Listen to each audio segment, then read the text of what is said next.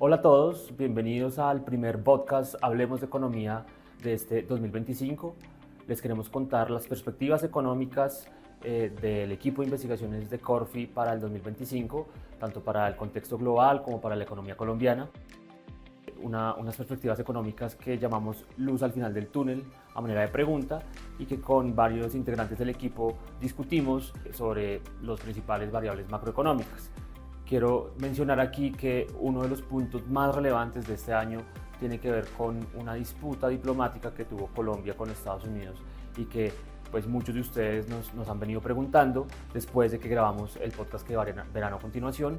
Lo que quiero decir en este momento es nuestros mensajes no cambian de fondo. Afortunadamente las sanciones que llegó a anunciar o amenazar el gobierno de Estados Unidos contra Colombia no se han implementado, por lo cual seguimos viendo un panorama como el que ya van a ver en el podcast, y que los invito a que sigan consultando nuestros análisis sobre cuáles podrían ser las implicaciones de estas tensiones comerciales con Estados Unidos hacia adelante. Nuestra principal preocupación respecto al crédito empresarial para su crecimiento es básicamente que la transmisión de la disminución de tasas de interés hacia las tasas de colocación sea lo suficiente como para hacer viables proyectos de inversión y para que las empresas se animen a tomar crédito a más largo plazo y a invertir. Colombia tuvo un choque de confianza en inversión 2022-2024 que sí muestra una caída mucho más fuerte en ese componente que en otros países de la región. Pero esa inversión creemos que puede no ser inversión que no se hizo, sino simplemente se aplazó. ¿Qué estamos esperando para 2025? Estamos esperando que todos los sectores vuelvan a crecer, excepto minas y canteras, que volvamos a un crecimiento de 2.6%, que es todavía muy lejos del crecimiento superior al 3% que necesitamos, sí, pero que indica como una consolidación de ese proceso de recuperación. Hola a todos y bienvenidos a nuestro podcast Hablemos de Economía. En esta primera edición del año queremos hablarle un poco sobre nuestros pronósticos económicos para este año y pues a propósito de la publicación de nuestro informe de proyecciones económicas. Hoy estoy con Julio Romero, director de Macroeconomía y Mercados, Andrés Duarte, director de Análisis Financiero, y Fabián Osorio, director de Sectores y Sostenibilidad. Y quien les habla, Gabriela Bautista, soy analista de contexto externo y mercado cambiario del equipo de investigaciones económicas. Entonces, para comenzar, quisiera, Julio, preguntarte qué ves para el contexto externo y el contexto global para este año. Hola Gabriela, un gusto poder compartir con ustedes nuevamente este podcast, contándoles un poco los mensajes que tratamos en el informe Luz al final del túnel. Este 2025 empezó movido, empezando por la posesión de Donald Trump como presidente de Estados Unidos. Esto ha venido generando unas expectativas importantes en los mercados financieros que podríamos resumir principalmente en un fortalecimiento del dólar a nivel global y una expectativa de que las tasas de interés de la Reserva Federal en Estados Unidos van a permanecer altas por más tiempo. Eso es como lo más relevante que hemos visto en el último mes y medio. ¿En qué sentido? Las propuestas económicas de Trump, si bien tienen todavía una alta incertidumbre de en qué grado se van a materializar, porque tienen que pasar por el legislativo, sí apuntan a la imposición de aranceles, principalmente a China, pero también a otras regiones, incluyendo Latinoamérica. Apuntan a una desregulación a las empresas que pueda reforzar el crecimiento económico de Estados Unidos y, digamos, generar una inflación también a través de los aranceles que pueda llevar a que la Fed no pueda bajar tanto sus tasas de interés. De pronto aquí lo novedoso es que, de hecho, en sus últimas proyecciones el Fondo Monetario está hablando de una mayor disparidad en el crecimiento global, en donde Estados Unidos sigue sacándole ventaja a otras economías desarrolladas, principalmente Europa, y eso pues está llevando como tanto a los flujos de inversión a nivel global favoreciendo hacia Estados Unidos, pero pues de nuevo implica que vamos a tener unas presiones alcistas a nivel global para el dólar. Otro tema relevante es el cambio en los precios del petróleo que estamos viendo. El 2024 terminó con precios, para el caso de la referencia Brent, cercanos a los 73, 74 dólares. En 2025, digamos hacia tercera semana de enero, ya estábamos viendo precios cercanos a los 80 dólares por barril. Eso pues es un factor que para Colombia está permitiendo que no tengamos un precio del dólar tan presionado al alza. De nuevo, Colombia es un país que depende en buena medida de los ingresos petroleros y en la medida que el precio del petróleo está siendo favorable, eso ha limitado las presiones alcistas sobre el precio del dólar en nuestro país. Eso es como, en pocas palabras, lo que estamos viendo para el contexto externo 2025. De acuerdo, y en el panorama local, de pronto, Fabián, si me puedes hablar un poco sobre cómo que están viendo, cuáles serían esos vientos de cola para el país este año. Tenemos que empezar primero diciendo que venimos de un crecimiento muy bajo en 2023, en el cual este año se hablaba que habían riesgos de esta inflación. Y vemos que, aunque no hemos terminado 2024, tenemos un crecimiento año corrido de unos 6%. Los analistas están esperando un crecimiento alrededor de 1,8-2%. Nuestra proyección de crecimiento es 1,8%. ¿Qué estamos viendo? ¿Qué es lo que está jalonando este crecimiento? Lo primero es el sector de entretenimiento. El sector de entretenimiento tras la pandemia es un sector que ha crecido 6-7 veces más que el PIB, que viene mostrando crecimientos de 2 dígitos en 2021 y 2022, que en 2023 cayó por debajo del 10%, igual fue uno de los sectores que más creció, y en 2024 volvería a crecer por encima de ese 10%. Y entonces está jalonando ese crecimiento. Consideramos que uno de los factores importantes que está jalonando ese crecimiento es la dinámica de los juegos de azar, pero en general todas las actividades de entretenimiento. Lo segundo es el sector agropecuario. Sector agropecuario que es bastante importante, que es un sector que venía con bajos crecimientos antes de la pandemia y que después de la pandemia también no mostraba como una recuperación tan fuerte. Ha tenido muy buenos datos. Nosotros esperamos que este año crezca alrededor de 8%, y esto es principalmente por una mejora en las condiciones climáticas y una reducción en los precios de los insumos. ¿Cómo así que una mejora en las condiciones climáticas? Nosotros veníamos de 2023, el inicio de 2024 con un niño bastante fuerte, pero las condiciones han mejorado con el paso de los años. Ahorita se está hablando de una niña.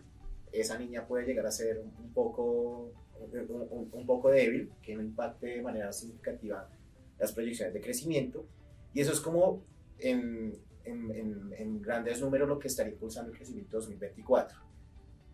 Algo importante para resaltar es construcción, que es un sector que venía muy bajo, con crecimientos negativos. Ha mostrado una recuperación en 2024, principalmente por obras civiles. Construcción se divide en dos: tenemos edificaciones por un lado, obras civiles por otro. Obras civiles es el que venía más afectado a toda la pandemia, pero hemos visto crecimientos superiores al 10% en lo corrido del año, principalmente por obras relacionadas con minería, con tuberías, con puertos, también algo de carreteras en línea con el inicio de algunas obras 5G, pero edificaciones viene rezagado, vivienda viene rezagado, edificaciones no residenciales viene rezagado. En suma, esto genera un crecimiento positivo de construcción. ¿Qué estamos esperando para 2025? Estamos esperando que todos los sectores vuelvan a crecer, excepto minas y canteras, que volvamos a un crecimiento de 2,6%, que es todavía muy lejos del crecimiento superior al 3% que necesitamos, sí, pero que indica como una consolidación de ese proceso de recuperación. Y aquí me gustaría preguntarle a Andrés, ¿usted qué está viendo acerca de la dinámica del sistema financiero, del sector financiero? Bueno, del sector financiero, concentrándonos en establecimientos de crédito, lo que podemos decir al cierre del 2024 y de cara a 2025 es que el deterioro ya paró. Me refiero a deterioro en términos de crecimiento y en términos de calidad de la cartera. Esto aún no quiere decir que haya comenzado una recuperación. O sea, de crecer menos no implica crecer, por lo tanto todavía no nos estamos recuperando. Lo que estamos esperando para este año es precisamente pasar finalmente a crecer la cartera en términos reales positivo. Eso no suena mucho, pero teniendo en cuenta lo que ha venido pasando durante los últimos 2 años, pues evidenciaría recuperación. Aún no vemos, digamos, si estamos en calidad de la cartera alrededor de 5%, me refiero a cartera vencida sobre cartera bruta. Este indicador al cierre del 2024 aún no mostraba, o sea, se estabilizaba en un nivel que preocupa un poquito, aún no comenzaba a recuperarse. Lo que esperamos para este año es que comience a haber una recuperación ahí. Tal vez terminar con una mención hacia lo que tiene que ver con las empresas, crédito empresarial y crecimiento, crecimiento de las empresas vía inversión. Entonces, la cartera comercial tuvo un desempeño pues, negativo durante el 2024. Como les dije ahorita, vemos que el deterioro ya paró, aún no recuperación. ¿Qué esperamos y qué se necesita para que crezca esta cartera el próximo año y tenga un mejor desempeño? Que las empresas a su vez tengan un mejor desempeño. Entonces, nuestra principal preocupación respecto al crédito empresarial para su crecimiento es básicamente que la transmisión de la disminución de tasas de interés hacia las tasas de colocación sea lo suficiente como para hacer viables proyectos de inversión y para que las empresas se animen a tomar crédito a más largo plazo y a invertir. Lo que hemos visto es básicamente que las empresas han venido dedicándose a mantener su operación como supervivencia, créditos de largo plazo poco, tal vez un poquito de financiación de largo plazo con créditos de corto plazo, que eso claramente no es ideal, y financiación con proveedores, que tampoco lo es. Entonces, para que haya más inversión, más crecimiento, etcétera, durante este año, requerimos un poquito más de disminución en tasas de colocación hacia los créditos. Precisamente la necesidad de un mayor alivio por la vía de las tasas de interés que están viendo para este año, por la vía de política monetaria, que tanto podrá seguir siendo un alivio como lo representó de pronto el año pasado, pues el inicio del ciclo de recortes. Sí, bueno, ahí voy a hablar un poquito, conectar esa pregunta con la pregunta que hacía el informe Luz al final del túnel. Parte de esa luz es precisamente que las tasas de interés del Banco de la República sí esperamos que sigan bajando. La inflación afortunadamente viene ubicándose en unos niveles más bajos. El 2024 cerramos con una inflación del 5,2%, una reducción de más de 400 puntos básicos durante todo el año. Y para el 2025 creemos que puede llegar a final de año al 4%. El 4% podríamos decir que está justo en el límite superior del rango meta del Banco de la República. Sin embargo, los riesgos son al alza. Aquí digamos que estamos viendo por un lado que la tasa de cambio empieza a ejercer presiones alcistas sobre los precios de algunos productos, sobre todo bienes transables, y por otro lado algunos precios regulados como servicios públicos, por ejemplo, más transporte urbano, empiezan a hacer unos ajustes que podrían estar siendo inflacionarios, sobre todo en la primera parte del año. Por el contrario, lo que va a seguir contribuyendo a que la inflación caiga va a ser aquello relacionado con los servicios como arriendos, que el año pasado fue un factor que no permitió un mayor descenso en la inflación. Este año sí tenemos la convicción de que el componente de arriendos va a ser desinflacionario. Y en alimentos hay una gran incertidumbre. Pues Fabián estaba hablando de las condiciones climáticas que en el agro se reflejan en un mejor crecimiento de la producción, y eso ha favorecido pues, que los precios de los alimentos no tengan inflaciones tan altas. En 2025 creemos que va a mantenerse esa tendencia, pero de nuevo es un componente muy volátil. Con esto, el Banco de la República digamos que enfrenta varias situaciones para sus decisiones. La inflación es, digamos, el objetivo más importante, y las expectativas, y eso viene comportándose relativamente bien. Sin embargo, como yo decía, hay unos riesgos al alza, y el banco lo sigue monitoreando muy de cerca, a lo cual se suma y la Junta, varios miembros de la Junta, desde sobre todo el segundo semestre del 2024, vienen destacando el efecto inflacionario de la incertidumbre fiscal. ¿Y eso cómo se ve? En la medida que la situación de las finanzas públicas, sobre las que ahorita seguramente vamos a referirnos, no está generando digamos, una confianza tanto para invertir, como decía Andrés, para que la economía crezca más y para que las tasas de interés de largo plazo disminuyan, eso también está afectando al final las decisiones del Banco de la República. Las primas de riesgo de Colombia se ubican en niveles superiores a las de otros países comparables en la región, como Brasil, como México. Y eso también en alguna medida generó una presión alcista sobre el precio del dólar en el país, lo cual termina generando presiones inflacionarias. Por eso hemos visto un Banco de la República muy cauteloso. Ellos bajaron sus tasas de interés a un ritmo de 50 puntos básicos durante las últimas 5 reuniones del 2024. De hecho, la última decisión fue por 25 puntos básicos, o sea, moderaron el ritmo de recortes. Y este año los analistas estamos en una en un gran desafío. No está fácil, anticipar bien cuál puede ser la trayectoria de las tasas de interés, porque si bien la inflación va a seguir bajando, los riesgos también están intensificándose. Les hablaba yo ahorita del tema internacional, un dólar global fuerte, posiblemente la Reserva Federal en Estados Unidos recorte máximo 2 veces su tasa de interés, y en ese contexto es muy difícil que un banco central como el de Colombia pueda bajar tasas con mucha agresividad, porque eso va a generar unas presiones alcistas sobre la tasa de cambio. Nosotros en este comienzo de 2025 sí revisamos un poco la senda que teníamos a final de año para la tasa del Banco de la República. Antes creíamos que podía bajar más rápido en el primer semestre del año y estabilizarse alrededor del 7%. Ahora creemos que todo lo que yo he mencionado va a generar que tengan que tomar una postura un poco más cautelosa. Sí pueden bajar las tasas de interés, pero no tan rápido, no llegando al 7% como lo estamos previendo. Creemos que pueden estar terminando el año alrededor del 7,75%, que implica recortes, que implica que en enero, por ejemplo, no haya un recorte en la tasa de interés del Banco de la República, y que a partir de marzo la nueva Junta, que ya tiene a 2 nuevos codirectores nombrados por el presidente Gustavo Petro, empiece o continúe el ciclo de bajada de tasas, pero muy restringida por todos esos factores que acabo de mencionar. Y a mí me gustaría, Julio, preguntarle, no dejarlo descansar, porque ya nos echó un cuento bastante interesante acerca de inflación y tasas de interés. Una de las preocupaciones que digamos ahorita Andrés de hecho mencionó es la inversión.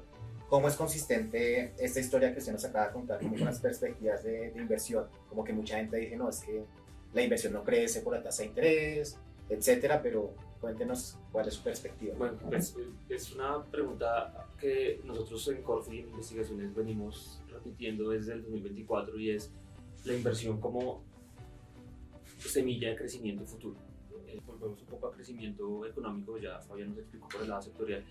Lo que venimos viendo en Colombia desde el 2022 hasta las cifras que tenemos al tercer trimestre del 2024 muestra que algo pasó en Colombia que llevó la tasa de inversión a niveles históricamente bajos.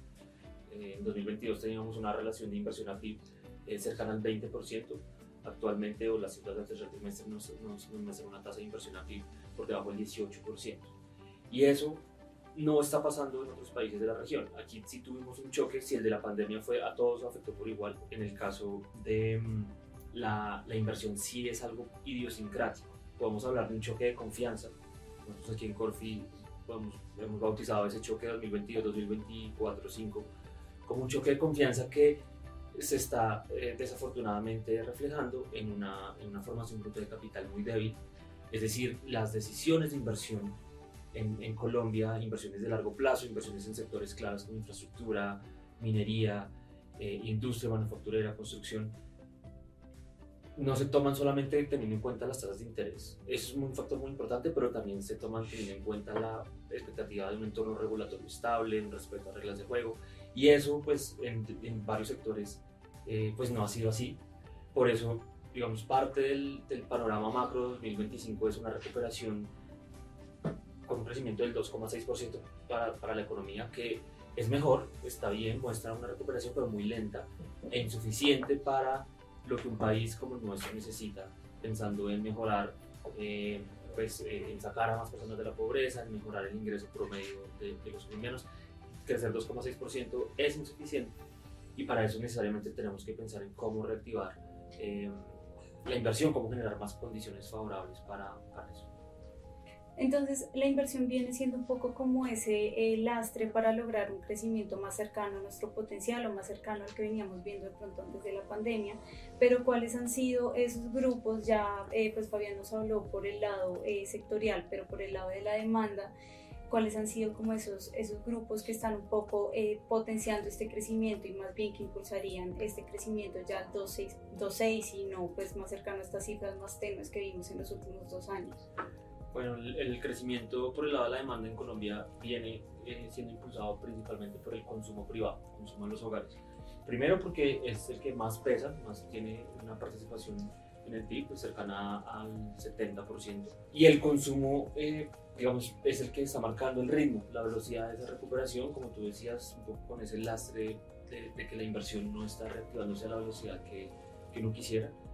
De hecho, la formación bruta de capital sigue por debajo de los niveles pre-pandemia. Ya estamos hablando de 4 años, 5 años después de la pandemia, todavía los niveles no se recuperan en el caso de la inversión. En el caso del consumo es todo lo contrario. En el caso del consumo estamos hablando que fue el que impulsó la recuperación de los primeros años post pandemia y luego ha moderado su crecimiento, pero nunca digamos, ha dejado de ser como el principal factor de impulso. Aquí que hemos visto el consumo principalmente servicios fue muy resiliente. Ahí podemos hablar de un cambio estructural. Los hogares han seguido consumiendo entretenimiento, han seguido, digamos, los servicios de salud son otro componente que se mantiene muy fuerte después de la pandemia. Habían sacrificado mucho el consumo de bienes durables, vehículos, electrodomésticos, y es muy en línea con el endeudamiento que tuvieron los hogares durante el 2022-2023. Ya Andrés nos contó pues, que las perspectivas para la cartera de créditos del sistema es de una recuperación lenta, que termine el año teniendo un crecimiento real positivo bajo, pero pues al menos dejando de contraerse. Eso va a ser lo que podría impulsar principalmente el crecimiento en 2025. Luego vienen otros factores como el gasto público muy asociado al tema de gastos de personal del gobierno, en parte restringido por la situación fiscal.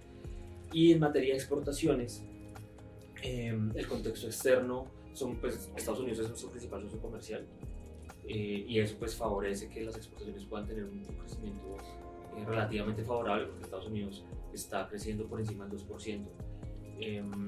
Y por el lado de las importaciones son un espejo de lo que pasa con el consumo y la inversión, es un espejo de la demanda interna, entonces las importaciones van a tener un crecimiento acelerándose de una forma moderada. Lo complemento rápidamente con lo siguiente. Las tasas de interés de los establecimientos de crédito adelantaron el inicio de baja respecto al Banco de la República, más o menos 8 meses partiendo de abril del 23. Entonces eso tiene implicación para los márgenes de intermediación que ya voy a mencionar, pero lo que quería resaltar acá es que a pesar de haber comenzado esas bajas, estábamos esperando que esto se viera reflejado en una disminución en los costos de financiación para las empresas, que se viera en los resultados vía gastos por intereses. Entonces, solo al cierre de septiembre, lo que fue publicado al cierre del año pasado, se comienza a ver un alivio claro en ese gasto por intereses de parte pues digamos, de una muestra muy representativa a nivel de tamaño de las empresas colombianas, que eso es una gran señal.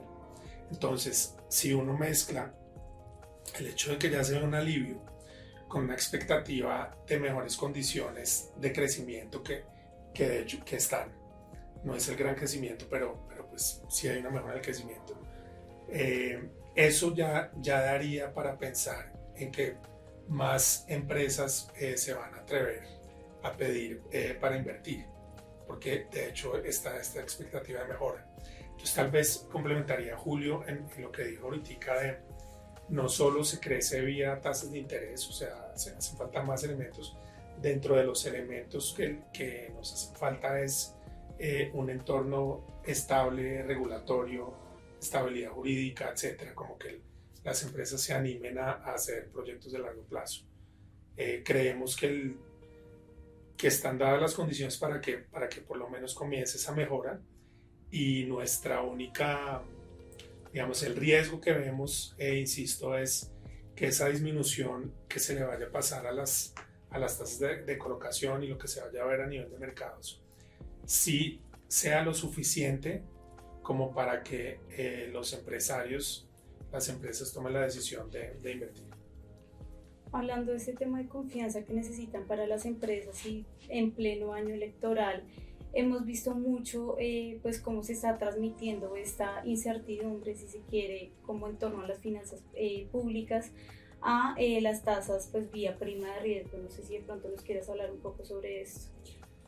Sí, efectivamente, el tema fiscal, finanzas públicas, viene siendo la principal vulnerabilidad para el contexto macro colombiano.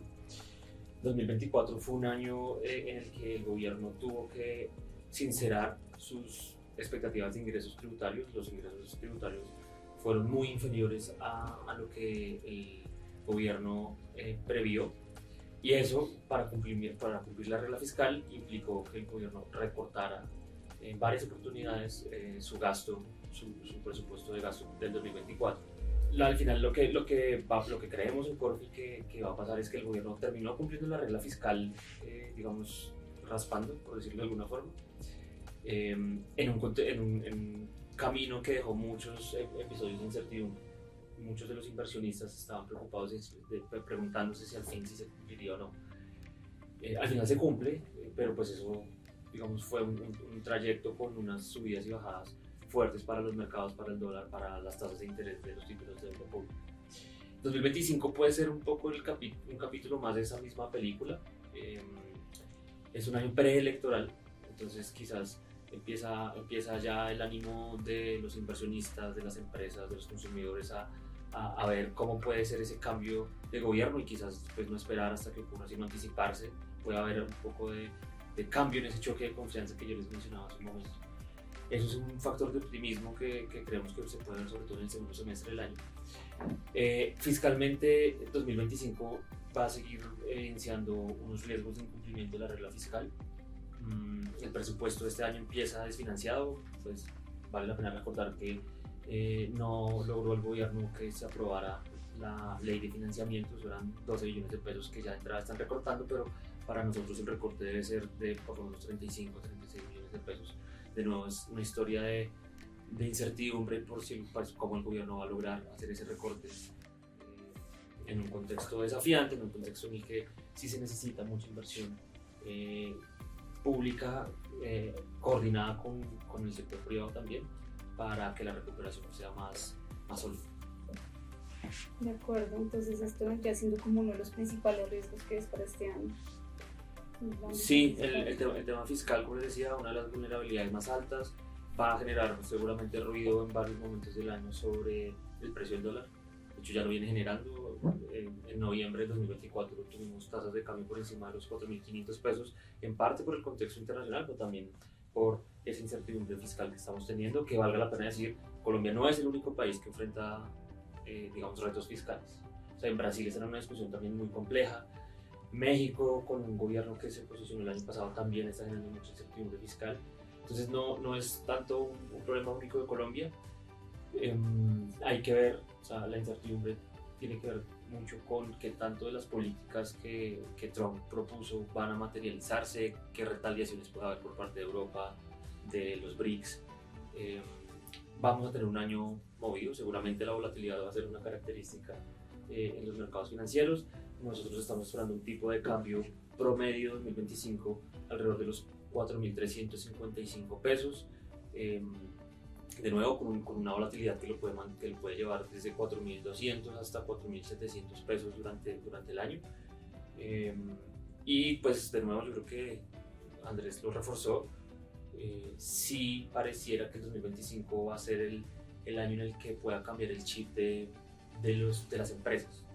De pronto, este mensaje me parece chévere dejarlo sobre la mesa. Colombia tuvo un choque de confianza en inversión 2022-2024 que sí muestra una caída mucho más fuerte en ese componente que en otros países de la región.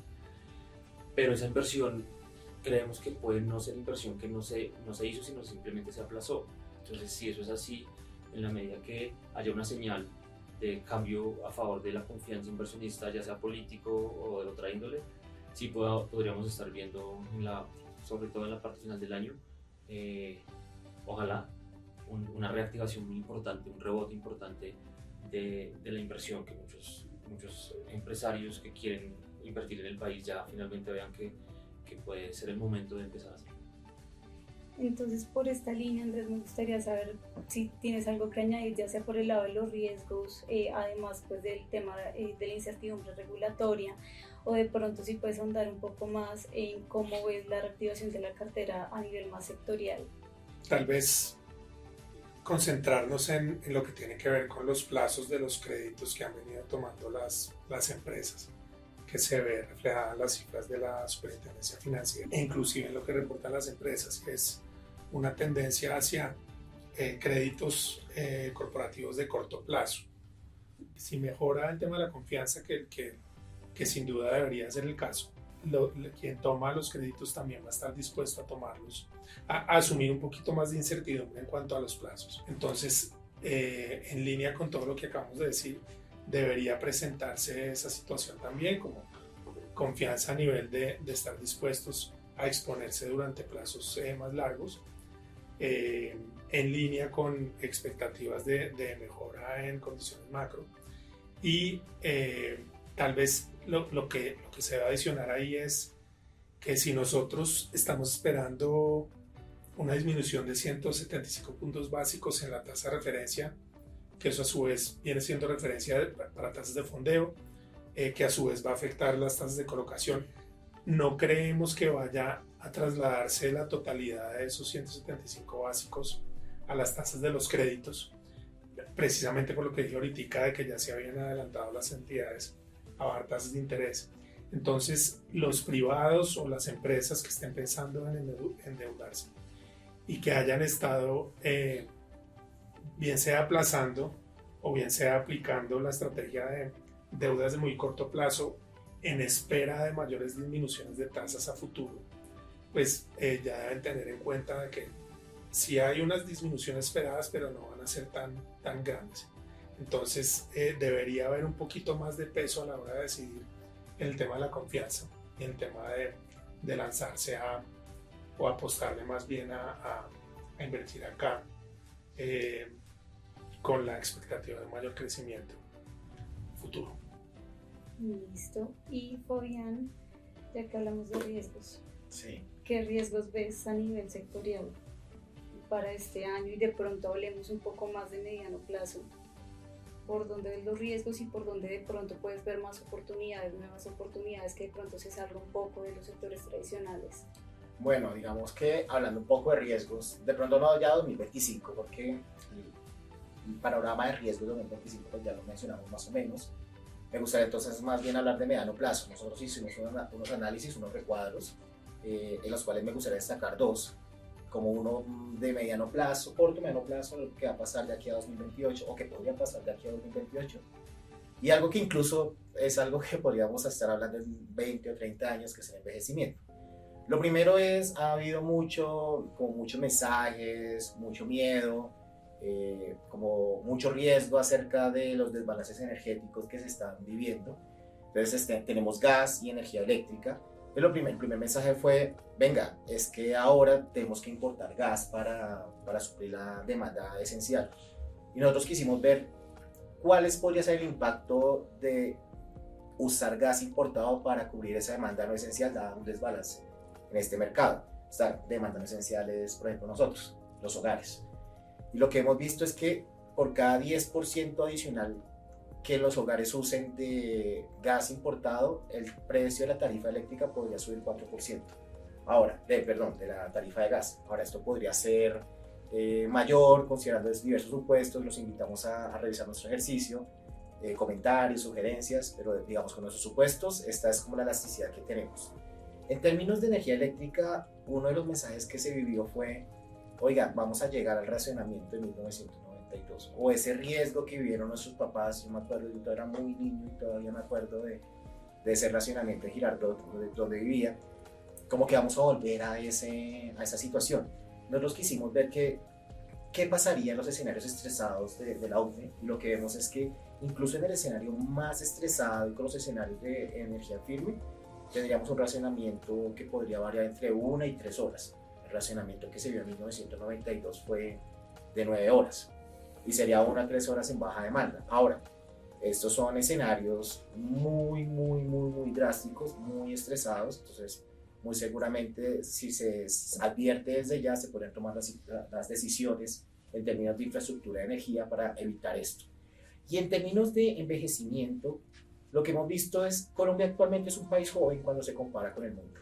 Tenemos solamente 1 de cada 10 personas es un adulto mayor de 65 años, la edad mediana promedio está cercana a los 30 años, y cuando vemos, por ejemplo, qué está pasando en Japón, en países europeos, pues ya son países muy envejecidos.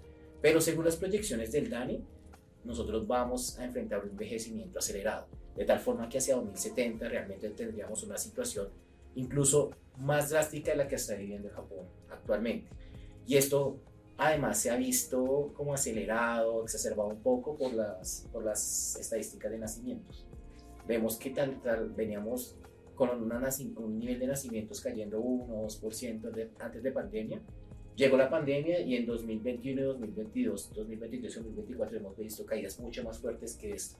Incluso en 2024 estaríamos hablando de una caída de nacimientos de 13.6%. Pasaríamos de una cantidad de nacimientos de cercanos a los 700.000 en 2019 a por debajo de los 500.000 en 2024. Y esto pone presiones macroeconómicas bastante fuertes sobre el sistema pensional, sobre los sistemas de dependencia, los sistemas de seguridad social en general, pero además trae retos y oportunidades para las empresas. Entonces, ¿qué demandas cómo va a cambiar la demanda? ¿Cómo los usuarios van a pasar de ser de pronto mayoritariamente los niños a los adultos mayores? Y son cosas que uno dice, bueno, son a 2050, 2070, pero es algo que todos, el sector privado y el sector público, deberían estar atentos. Para conciliar como ese positivismo que hemos mencionado hasta ahora con estos riesgos que suenan pues súper complicados, específicamente en energía. Entonces, nosotros tenemos clarísimo y lo hemos evidenciado en nuestros trabajos y publicaciones que Colombia tiene un gran potencial para efectos de su desarrollo energético por donde sea que se tenga que presentar ese desarrollo. Fuentes alternativas o fuentes las que todos conocemos. Entonces, lo que concluimos de todo lo que hemos mirado es que en todo caso en este mediano plazo necesitamos de combustibles fósiles sí o sí. Entonces, ¿por qué tener una perspectiva favorable a mediano plazo o una esperanza de que va a haber más confianza si estamos viendo estos riesgos en el sistema energético nuestro? Básicamente porque lo que está generando la incertidumbre y los problemas a nuestro modo de ver hace parte de las variables controlables. Todo lo que está pasando en el sector eléctrico se podría mejorar con acciones que controlan nuestro país. Lo que está pasando en lo que tiene que ver con combustibles fósiles también. Entonces creemos más bien que la posibilidad de evitar estos eventos de racionamiento, de perder la independencia o el autoabastecimiento de gas, petróleo, etcétera, si bien se puede presentar, también está dentro de las variables de control del país retomar esa seguridad energética. Yo quiero de pronto, como para ir cerrando, hacer la reflexión de la pregunta que hacíamos, luz al final del túnel. Como se pueden dar cuenta, sí hay razones para creer que estamos ante un año mejor en 2025, una economía que se viene recuperando, unas tasas de interés más bajas, un retorno gradual de la confianza, con unos riesgos que claramente aquí los hemos abordado muy bien, el tema energético, a mediano o largo plazo el tema del envejecimiento. Creo que ustedes en este informe van a poder profundizar en esos temas. Los invitamos a que lo consulten en nuestro portal web www.investigaciones.corfi.com. Los invitamos a volvernos a escuchar en nuestro podcast Hablemos de Economía y pues sí, a disfrutar de nuestros informes en nuestra página web.